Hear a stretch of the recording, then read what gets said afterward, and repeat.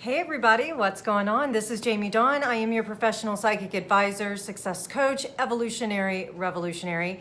And this week's video is for the week of July 16th, 2018. I am excited to be back. Thank you so much for your understanding, your love, your support as I was really, it's hard to find some words, but I was participating in an esoteric school, which was really, really powerful. A lot of changes are happening, and this particular school allowed those of us who participate in Nine Gates to deepen our practices, to bring more light and more understanding into this world through love and compassion and conscious choices, which I think is really appropriate for what this week's energy brings us. Now, we just had that very powerful and emotional new moon eclipse in Cancer last week, and we're probably still feeling some of the effects. And this week doesn't have a whole lot going on astrologically, but there's still some really good things that are happening. And that's because I don't want to go past the grand earth trine that we have, because we have Venus in Virgo, which I really like her there.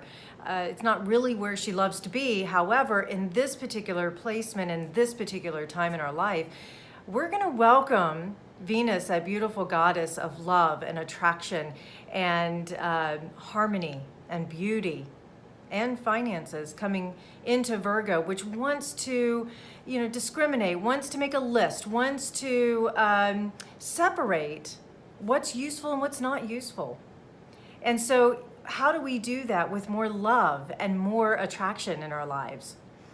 And also, because of the, I don't want to say instability, but it probably felt extremely emotional last week at this new moon, and the dust is settling. So to have the stability of Venus in Virgo can bring us a lot of comfort, maybe even allowing us to look at our schedules this week and saying what's really necessary, what appointments are necessary, or what conversations are necessary. Because remember that Virgo is ruled by Mercury. So our communication and our connections with other people, or even the way that we interact with ourselves on a mental level, we might be able to start saying, yes, I need that, or no, I don't need that. And I'll say this, it gives us an opportunity to create a little bit of space, which I believe many of us are going to need this week. That doesn't mean things don't get done. And as I mentioned just a minute ago, it's a grand earth trine. So we still have Saturn sitting in Capricorn, and we have Uranus in Taurus for a little bit before it goes back into Aries in November. So we have a chance to use this earthy, grounded, steady energy this week so that we can maybe do a little bit of quiet meditation and integration. I think that's probably a really good theme. Over the last couple of weeks since I've returned from the esoteric school, I'm still integrating all the teachings and experiences and the learnings, because some of them were new. Some of them were things I didn't practice before, and some of them were things that I've been practicing for a while, but to do it with a group sort of integrated it even more. Now, taking those experiences and putting them into my everyday life takes time. And still trying to get the mind to understand it or wrap around it, get the body to respond in a way that feels more natural. Because what happens, I talk about this in my book, that change is always the constant, but often creates an unknown. And we get really comfortable in the unknown.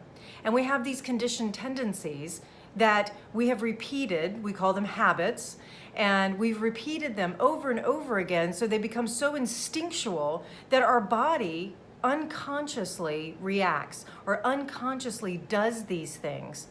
So what happens is that an incident shows up in life. Let's say this week, suddenly someone says something to offend you, and normally your trigger, your reaction is to defend yourself or lash out. And then what happens? The body tenses. Those are all conditioned tendencies. The body's reacting to the normal modus operandi, right? And so what we're working with now with this new moon energy, there was so much emotional stuff going on, but I believe, and what I've heard from so many people, is we're starting to recognize that those emotions were taking shape, and we could make a different choice of how we reacted. And so the body started to do different things. Maybe we didn't do the same thing that we normally do when we would be triggered, because we've started to remove the story. Maybe we didn't even go into a story. And so here we are in this place of change and not quite sure where to go next. And so often what we do, and this week in particular, some of us might fall into the trap of preparing for the worst instead of staying present in the moment and making a choice from this moment of what cause and effect we want to create. And this is really how we create our future. So bringing it all back home for this week, this grand earth trine that I really like is that it can help us to stabilize some of these new commitments to ourselves in maybe reacting differently than we did before, maybe retraining or reprogramming the mental body so that the physical body doesn't automatically respond to the emotional body.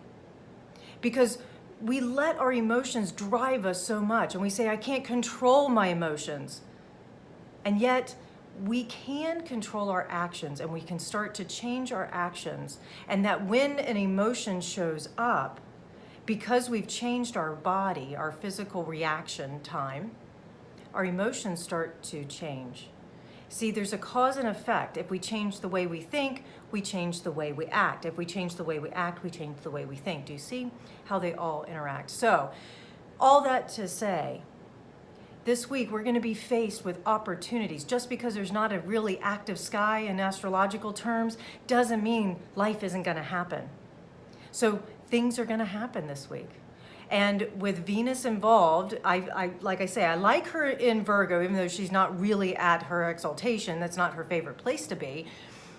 I like her there this time because she can help to activate and attract love and financial situations and places in our home maybe that are bring us joy and beauty, anything that brings us that feeling of peace and harmony.